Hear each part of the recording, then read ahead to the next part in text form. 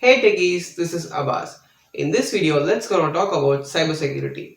And you all know your phone is too smart and knows much about you. But do you think your phone is secure?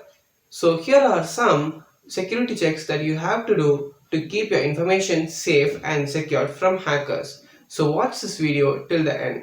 But before that, this channel is all about programming tutorials and tech related stuffs. So if you're new here, consider subscribing. Now let's go back to the topic. The tip number one is how to use your mobile securely. You have to lock your device with a pin or pattern and don't ever share this with anyone. You may think, what if I share this with my friends and family? Well, if you think like this, then this story is for you. Do you know a teenager from Punjab almost spent around 16 lakhs of his parents' money on PUBG without their knowledge? So be careful and don't ever share your pin or pattern with anyone. And download your apps from Google Play Store and an Apple App Store. If you download your apps from a browser, then it is unsafe to use.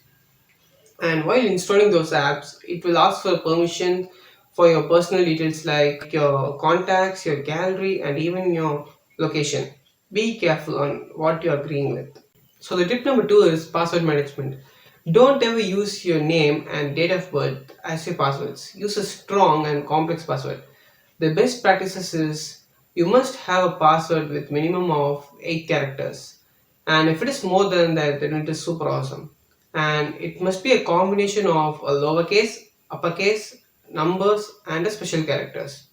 And don't ever reuse your password, that is having a same password for email IDs and your social media platforms like Facebook and Instagrams.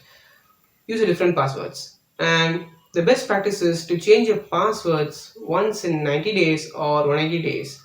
Tip number 3 is keep the softwares up to date. We all receive notifications from Play Store to update our apps, right? Well, most of the time these updates include some patches to security holes. That means it will fix some security issues and some bugs. So imagine if an app has a security flaws and a hacker comes to know that, there's a high chance that he can hack that app and gain control over your phone. So don't forget to update your apps. Tip number 4 is back up your data regularly. Imagine if a file has some virus. The only guaranteed way to repair that file is to erase it completely and reinstall it. So don't forget to back up your data. Tip number 5 is don't use a public Wi-Fi. Yes, public Wi-Fi may not always be secure, especially in places like cafes. There is a chance that someone might be able to monitor the apps you're using. Even there is a chance to launch a malware attack on your device. So remember this, while using public Wi-Fi, don't ever log into the sites where you will give your financial information and even social medias because you will give your password there. Turn off your Wi-Fi when it is not in use. Well, now let's go to the tip number 6. Nowadays, most of us do online shopping, right? And how to find that website is genuine and safe to buy? Well, you must look for the quality seal and trust seals.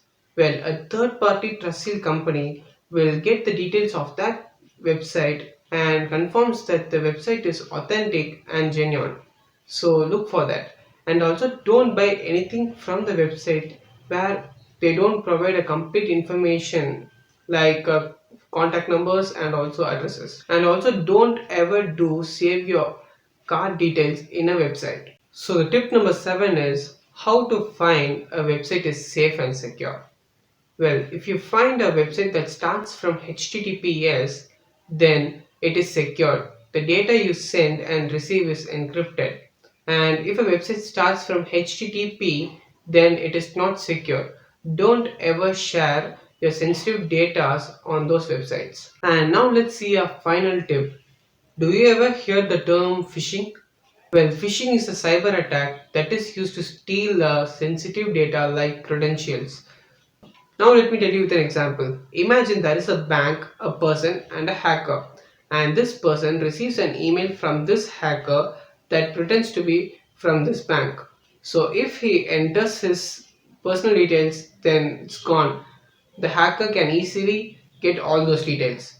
So, this is called phishing. It is carried out using an email or a phone text. The best way to prevent phishing is ignore all those mails and call to that particular organization and clarify your doubts. So that's all from my end. If you guys know some other tips, just mention below in the comment box so it might be helpful for others. Hope this video is useful to you. Share this video with your friends and family. We'll meet you in the next video. Bye.